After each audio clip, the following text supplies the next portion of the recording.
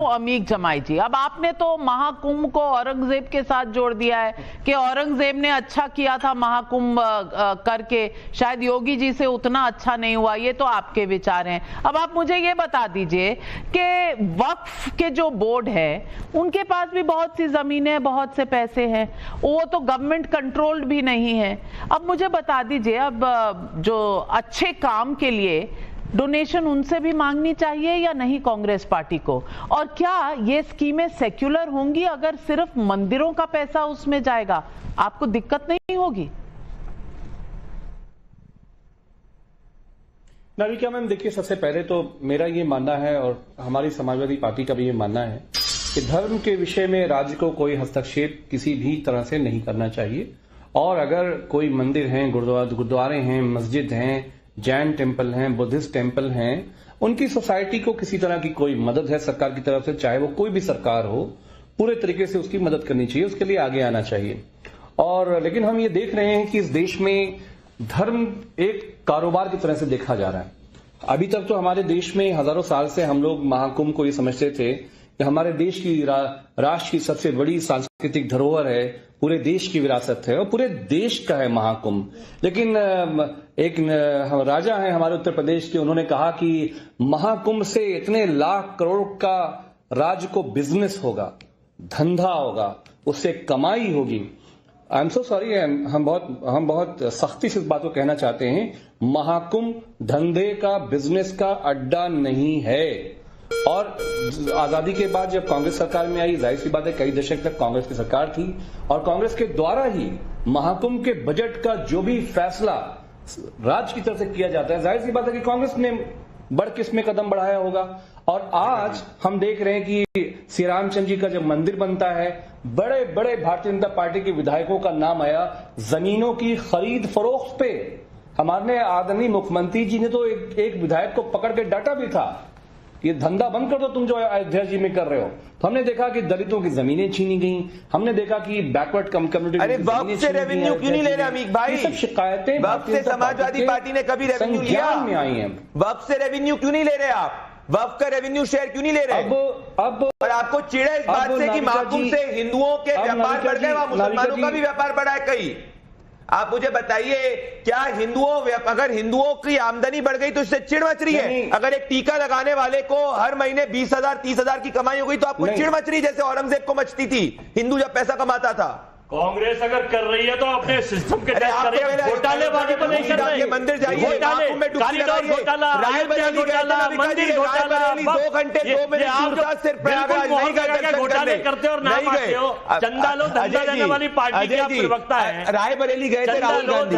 नहीं तो माफ कीजिए अजय वर्मा जी, संसार में हुई थी, माफ कीजिए अजय वर्मा जी, आप भी तो मंदिरों से चंदा ही ले रहे हो, आप भी तो चंदा ही लेना चाहते हो आपको, और मंदिरों का ही चंदा चाहिए आपको, बाहर किसी का नहीं चाहिए आपको। मैं पूछ रहा को छोड़ा नहीं। अच्छा, यहाँ इलेक्टोरल बॉन्ड की डिबेट तो है नहीं, यहाँ पर मंदिरों के चंदे की बात हो रही है। तो मैं अमीक जमाई जी, मैं आपसे एक सवाल पूछना चाहती हूँ। आप कह रहे हैं कि सेक्युलर अगर सरकार है उसे सेक्युलर होना चाहिए, ये प्राण प्रतिष्ठा मंदिरों पर खर्चा नहीं करना चाहिए। पहले तो ये बता दूं कि ये डोनेशन से, जो जितने भक्त हैं उनके डोनेशन से ये बनते हैं। लेकिन अगर मैं आपकी बात मान लूं कि सरकार को नहीं खर्चा करना चाहिए, बहुत सही बात है, दुरुस्त बात है, तो फिर हज हाउस पर मैंने आपको मोर्चा खोलते हुए नहीं देखा। यहां बना है ना उत्तर प्रदेश में, यहां गाजियाबाद में हज हाउस बना है, तब आपके शब्द कहाँ थे? आवाज खराब हो गई थी, गला नहीं चल रहा था, राजनीति थम गई थी। आप ही की सरकार ने बनाया था ना हज हाउस। आपने कोई धर्मशाला तो नहीं बनाया, हज हाउस बनाया था आपने, कोई मंदिर तो बनाया नहीं। तो मैं पूछ रही हूँ, तब सेक्युलरिज्म ठीक थी। आज सेक्युलरिज्म के इतने लंबे चौड़े आप लेक्चर दे रहे हैं, सही आपको लगता नहीं थोड़ा हिपोक्रेसी है इसमें? नहीं नाविका में मेरा सिर्फ आपसे ये कहना क्या है, मेरा ये कहना है कि आज की सरकार हिंदी, हिंदू, हिंदुत्व को का नारा सुबह शाम भगवा पहन के, चोला पहन के जो बातें करती हैं, हम उनको जवाब देना चाहते हैं। औरंगजेब के जमाने में औरंगजेब ने प्रोफेसर BN पांडे इस देश के बहुत बड़े इतिहासकार हुए, और माफी के साथ वो कम्युनिस्ट भी नहीं थे, वामपंथी भी नहीं थे। वो बहुत ही प्रगतिशील लेखकों में से एक थे। उनकी किताबें आज भी राष्ट्र के विश्वविद्यालयों में पढ़ाई जाती हैं। तो बीएन पांडे ने कहा कि सिर्फ उत्तर प्रदेश के प्रयागराज से लेकर मथुरा क्षेत्र में और काशी तक औरंगजेब ने 200 मंदिरों को, उनके जो पंडे पुरोहित थे, उनको जमीनें दान करी। अरे अमीक भाई, यहाँ पे तो प्रयागराज के महाकुंभ में 60 करोड़ से ज्यादा हिंदू आ गए, वहाँ पे हिंदुओं की जमीनों के रेट भी बढ़ गए, सब कुछ हो गया। पर आप बताइए कि क्या आपने कभी भी जिंदगी में वक्त से 1 रुपया जो अपनी सरकारी स्कीम के लिए समाजवादी पार्टी ने लिया हो, जब मुलायम सिंह यादव जी और अखिलेश यादव जी की सरकार थी? आप जब ये इफ्तार में टोपी पहन के घूमते थे, क्या आपने कभी इफ्तार में टोपी जब पहन के घूमते थे किसी को बोला कि जरा स्कीम में डोनेट कर दो, समाजवादी पार्टी की साइकिल वाली स्कीम में डोनेट कर दो? कभी नहीं बोला।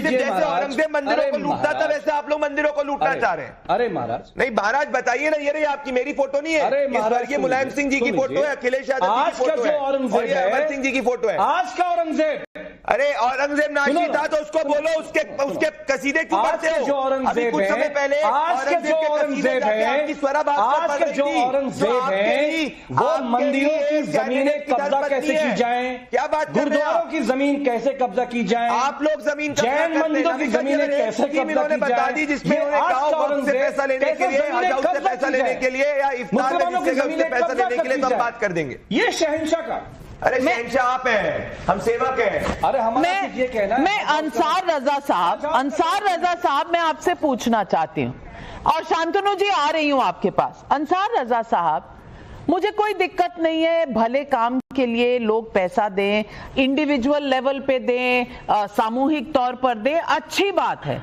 और ये परोपकार का काम हम सबको करना चाहिए, जिसकी जितनी श्रद्धा, जिसकी जितनी हिम्मत, उसे करना चाहिए।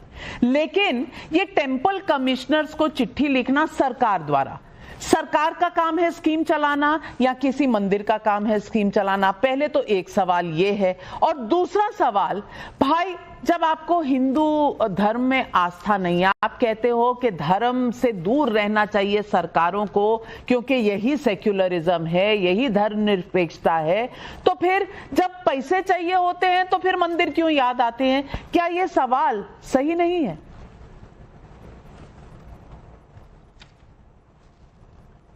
नाविका जी, एक छोटी सी बात पहले मैं गुजारिश करूं। आप बहुत दानिश्वर जर्नलिस्ट हैं और बहुत इज्जत के साथ लोग आपको सुनते हैं। आज आपके चैनल पर 2 मर्तबा आपने और 1 मर्तबा बीजेपी के प्रवक्ता ने। सबसे पहली बात तो मैं प्रदीप भंडारी जी से गुजारिश करूंगा कि प्रदीप भंडारी जी, मैं जानता हूं कि बीजेपी का एक सिस्टम है कि झूठ इतने जोर से बोलो कि सच लगने लगे। अभी आपने कहा कि दिल्ली में कांग्रेस सरकार ने वक्फ वालों को जमीनें दे दी। ये सबसे बड़ा झूठ बीजेपी फैला रही है। 2013 में 120 प्रॉपर्टी दी गई है, 123 प्रॉपर्टी दी गई। भाई भंडारी साहब, ये पब्लिक मीटिंग नहीं है मेरे भाई, दूसरे की सुनना सीखिए। ये डिबेट है, आपने बोल लिया 3 बार, अब मुझे भी तो बोलने दीजिए। आपने सबसे पहला झूठ ये बोला कि कांग्रेस सरकार ने वक्फ को जमीनें दी, ये सबसे बड़ा झूठ है। नंबर 2, हर चीज में ये कह देना कि सनातन विरोधी हो गए। अरे अगर कांग्रेस सरकार ने चिट्ठी लिखी है तो ये सनातन विरोधी कैसे हो गए? आप मना कर दीजिए, बात खत्म हो गई। दूसरी चीज, वक्फ की जो जमीनें हैं वो किसी मुसलमान के कब्जे में नहीं है, और अगर हैं भी तो मैं कहता हूं सरकार से वो वापस ले। अब हर मर्तबा कांग्रेस को घेर करके ये कहना हिंदू विरोधी, सनातन, एक एजेंडा चलाया जा रहा है ताकि हिंदुओं को दुश्मन बनाया जा सके मुसलमानों का। मुसलमानों का इससे क्या लेना देना है? अगर सुप्रीम सरकार ने कोई चिट्ठी लिखी है तो देश के मुसलमानों का क्या लेना देना है?